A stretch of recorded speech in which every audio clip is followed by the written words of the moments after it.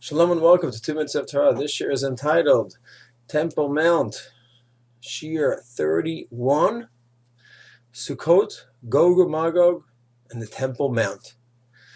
The Haftorah on the first day of Sukkot is from Zechariah Perek Yadalit. It's about Gog and Magog.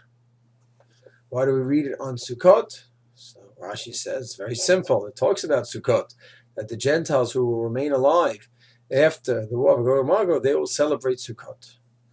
Rav Haigon says that it actually will take place, the war will take place during Tishrei, around the season of Sukkot. Rav Hirsch says, very interesting pshat, that what? That Gog, the etymology of the word Gog is Gag, roof, and that's the opposite of Sukkah. Sukkah is without a roof, without a stable roof. Gog represents a strong, solid, cement-like type of roof, which gives us protection from the elements and represents man's ability to protect himself. But that could go haywire. A person could go ahead and get in the framework of Kolchi va'otzem yadi. I am independent. My power has accomplished all of this. I have done this. And not see where God's hand is in the picture. That's Gog, according to Rav Hirsch.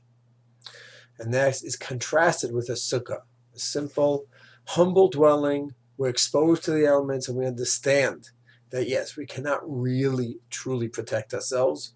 We have to do what we can and, of course, understand that we need Hashem's help, His siyata d'shmaya. And it's a very healthy balance that we need to achieve. So the Gog approach, the Gag, I'll take care of everything. Kolchi v'otzem yadi. It's all my power. It's all my authority. That's totally distorted. And therefore we have to have a healthy balance. But we have to watch out for the other extreme as well, where everything turns out to be bitachon, I rely on Hashem. I won't take care of my health. I won't take care of my parnasa, my sustenance, my defense of my country. I won't take care of everything. Hashem yazor, Hashem yazor.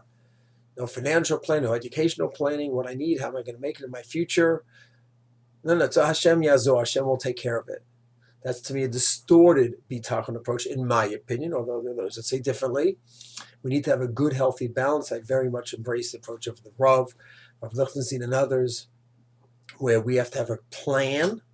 That is what Ishtadlut demands. We have a plan, and then we have an understanding that our plan is all nice and good. Without God blessing our plan, it could go nowhere. We need a siyata d'shmaya, and that, to me, is the sukkah approach. And that's really taseh v'lo menaseh. You need to do. It can't just happen. And then we have Hashem that we rely on to help fulfill our dreams, our plans, our aspirations. That, to me, is a healthy balance. That's Rav Hirsch's idea.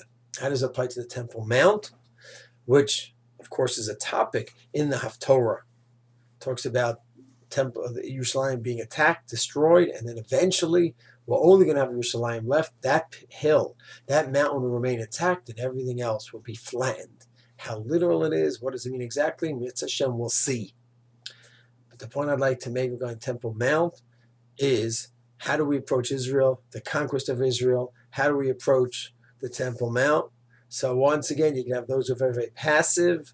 Hashem Yazor, Hashem will bring us all home, just like a few hundred years ago. For 2,000 years, Hashem will take care of us. He'll bring us home. Yes, Tekab Shofar, we daven for Hashem to bring us all home, but it didn't really mean much to the Jews in exile for centuries and centuries and centuries, until people came along and says, we need to be proactive in coming back to Israel. We need to work on setting up the colonies, the yeshuvim, the cities, the government. We need activity, proactive approach. That's what got us home, in my opinion. And Hashem blessed our plans. And now the next question is, the next chapter in Jewish history is Baruch Hashem. We are involved in the Kivush Haaretz in a proactive way, many of us. And we hold that's the mitzvah of the day. And then the question is, what's the next step regarding the Har Habayit? Do we all of a sudden say, well, we're proactive until the Temple Mount, but then when it comes to Temple Mount, that's it. We leave it all to Hashem, bitachon. Hashem's going to work it all out at His time, at His pace, and we just stand back and we daven.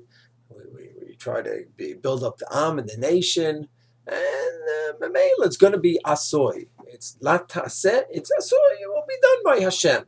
That's one approach. Rav Tal seems to take that passive approach, even though they're so proactive by Kivush Haaretz. When it comes to Temple Mount, then it becomes a passive approach.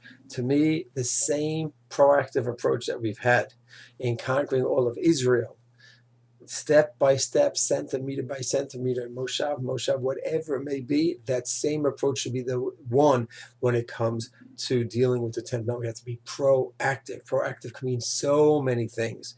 It can mean whether it's signatures, whether it's arguing with UNESCO, whether it's literally going up when a person is convinced and he has his post that says he could go up.